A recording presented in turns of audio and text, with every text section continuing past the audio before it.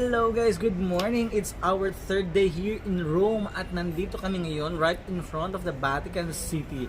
Dahil may tour kami, kaya lang we missed the most important thing, or one of the most important thing to do here when you're here at Rome at you're going to visit Vatican. Every Wednesday, kinu-close yung St. Peter's para sa people's audience ba yun? Na kung saan yung Pope is lumalabas siya sa Vatican Square para i-bless at magpakita sa mga tao. Iniikot niya yung buong square at para i-bless sila. It's for free. Sayang dahil late kami at dumating kami sa around 10 na miss namin yung people audience. So nandito muna kami ngayon sa isang restaurant right in front of the Vatican para nag-breakfast. Tapos mamaya papasok na kami doon sa Vatican para ipakita sa inyo kung ano meron doon, like the Sistine Chapel, the St. Peter's Basilica, and then Vatican Museum, and then of course the entire Vatican City. So ayun guys, see you later.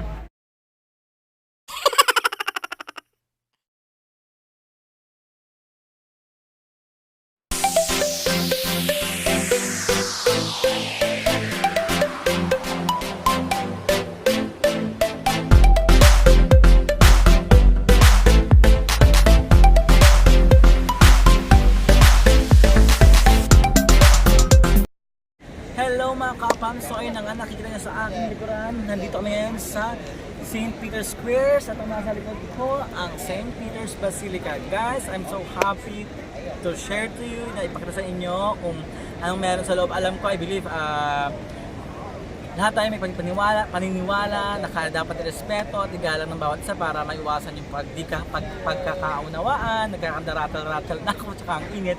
So ayun nga guys, and I still believe in God, that my God is love, God of peace, salvation, and forgiveness. And then, so I'm so thankful na nakarating ako dito sa Vatican City, the center of Christianity or the center of Catholicism. So guys, sabay-sabay natin panoorin, ipakita ko sa inyo ano meron sa loob.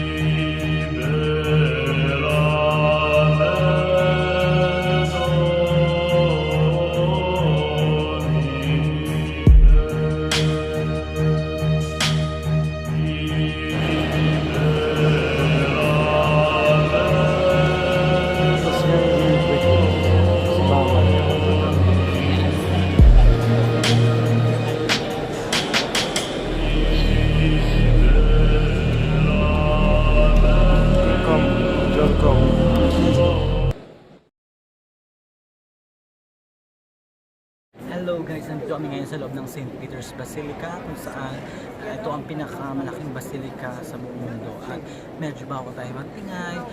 Unfortunately, kagalang ng Sistine Chapel at bawal ang pictures, camera or alamang video na pwedeng makasira dun sa original paintings na nasa ceiling. So dito na lang kami nakapag-video sa loob ng St. Peter's Church or St. Peter's Basilica. Ayan siya sa likod ko.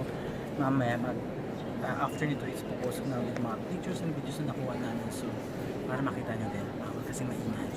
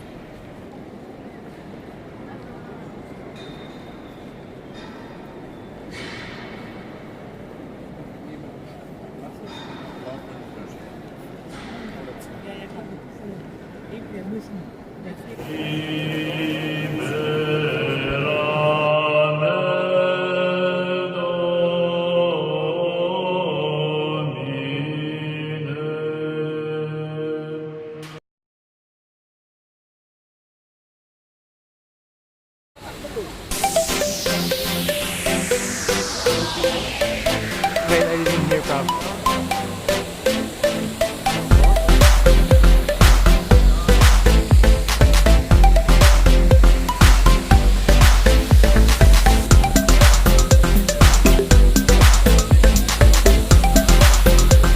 Oh, this is the last one.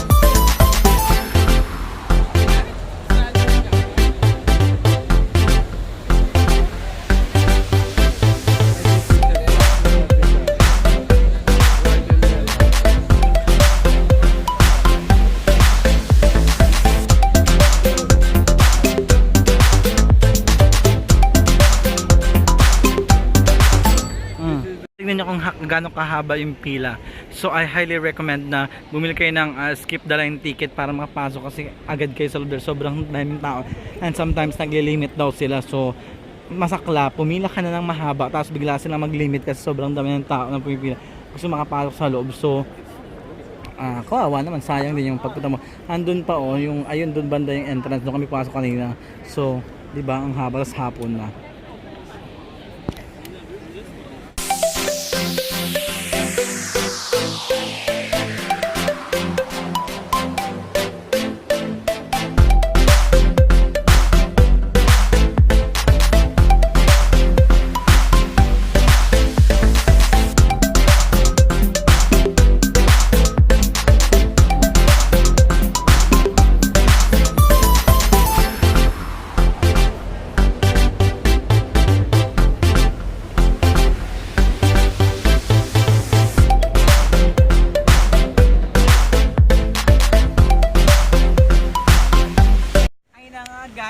kaapam, nandito na tayo ngayon sa St. Peter's Square. So kung saan makita nyo, ang daming tao.